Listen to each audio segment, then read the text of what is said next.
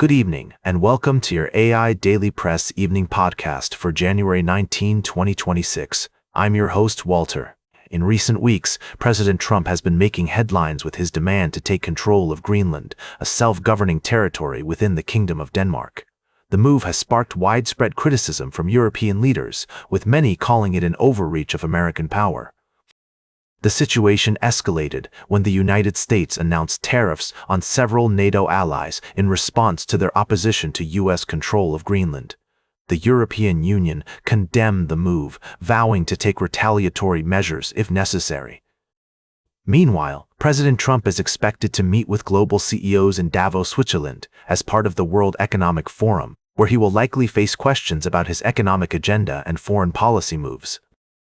Back in the United States, President Trump has been facing challenges in convincing voters that he understands their struggles with high living costs, which could potentially impact Republican lawmakers in the upcoming midterm elections. A survey by the World Economic Forum found that major power rivalry is cited as the biggest risk to global stability in 2023, and many CEOs are citing trade tensions and geopolitical uncertainty as major concerns. We also reported on the upcoming Japanese election, where Prime Minister Fumio Kishida's government will face scrutiny over its handling of the economy, defense, and foreign policy. The opposition, now consolidated under the centrist Reform Alliance, is expected to pose a significant challenge to the LDP's dominance.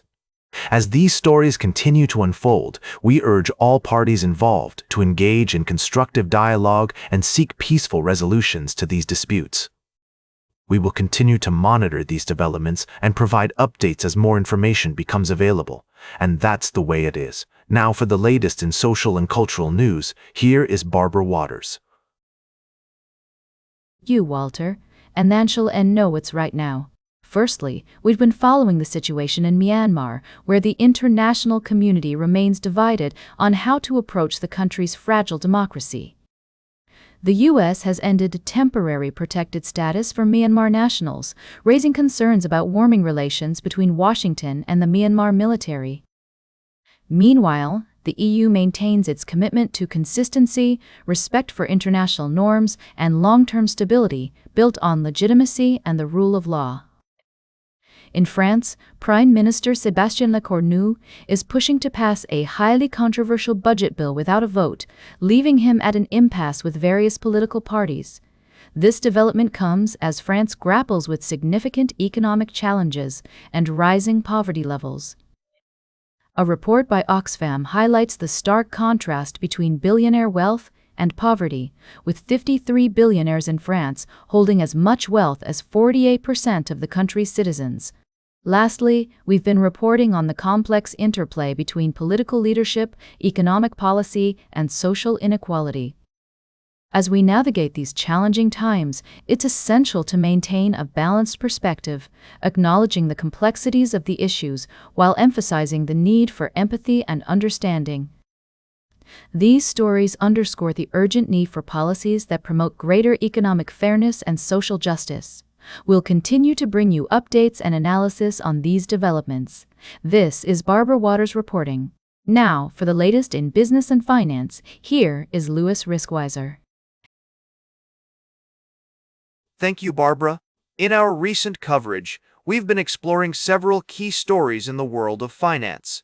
Firstly, we took a closer look at the emergence of stablecoins and their potential impact on the global financial landscape.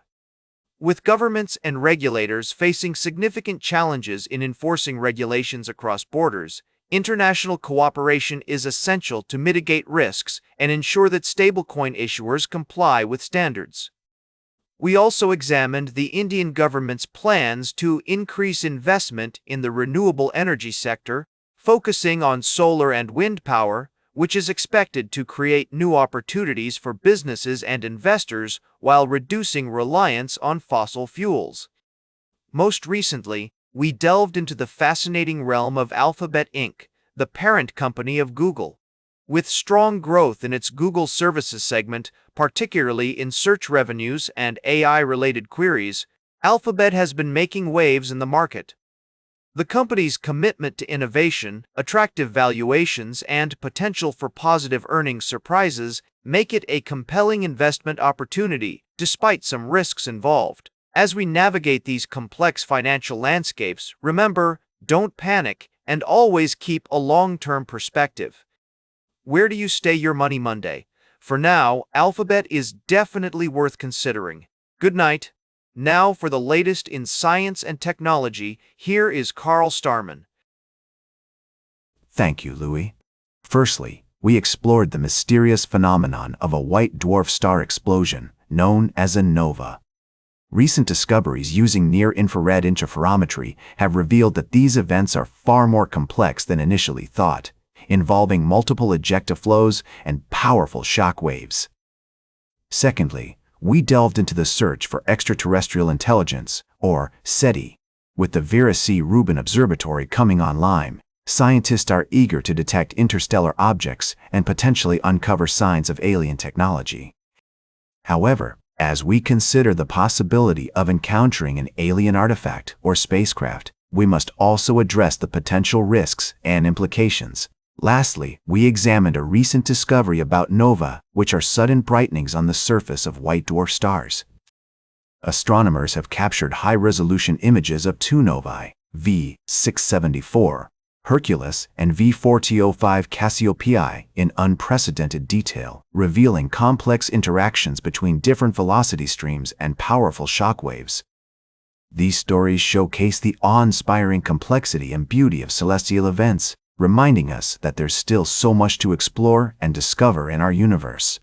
Now for the latest in sports, here is Howard Closewell. Thank you, Carl. We had a packed show for you tonight, with updates on the latest developments in the NFL and college football. First, we're coming to you live from Miami, where the national championship game has all eyes fixed on it.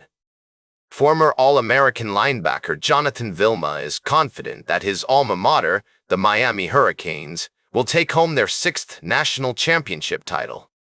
However, not everyone shares his optimism, with Trinidad Chambliss, a former Ole Miss player, believing that Indiana's discipline and experience will give them an edge. In other news, we've got breaking updates on coaching changes in the NFL. The Buffalo Bills have parted ways with longtime head coach Sean McDermott after a disappointing loss to the Denver Broncos in the divisional round of the playoffs. This move marks a significant shakeup in the AFC, where several teams have made coaching changes this offseason. And speaking of the Broncos, we're also following the story of quarterback Josh Allen's future with the team, as well as the latest on the Pittsburgh Steelers and Baltimore Ravens coaching searches. We'll dive deeper into these stories and more throughout the evening. So sit back, relax, and join us for an in-depth look at the world of sports. We'll be right back after this break. Now for the latest in travel and human interest, here is Charles Corral. Thank you, Howard. Good evening, I'm Charles, and welcome to this evening's edition of the AIDailyPress podcast. Now for the latest in fashion and entertainment, here is Joan Streams. Thank you, Charles. First up, we've got some thrilling news from the music scene. Country superstar Blake Shelton has broken his tie with Tim McGraw on the Billboard Country Airplay chart, scoring his 30th #1 hit with Stay Country or Die Tryin'. This milestone solidifies his position as one of the most successful country artists of all time. In other news, we're taking a trip down memory lane with iconic band Fleetwood Mac. Their classic hit Landslide has been making waves again, and we're exploring what makes this song so timeless. And finally, we're diving into the world of sustainable seafood.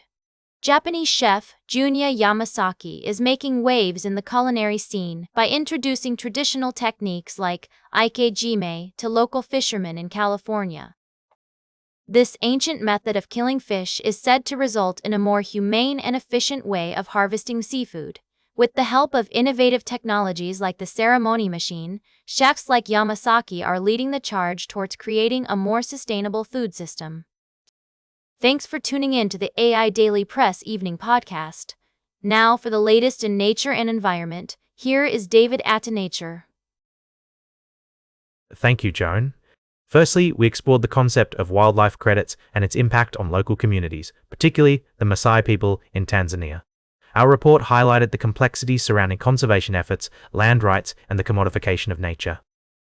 We examined the tensions between organizations like the WWF and indigenous communities, who are fighting to maintain their traditional way of life amidst the pressures of ecotourism and conservation. In another story, we delved into the fascinating topic of connected autonomy in global environmental governance. As nationalist sentiments rise, countries are reasserting their independence while still recognizing the need for international cooperation on environmental issues.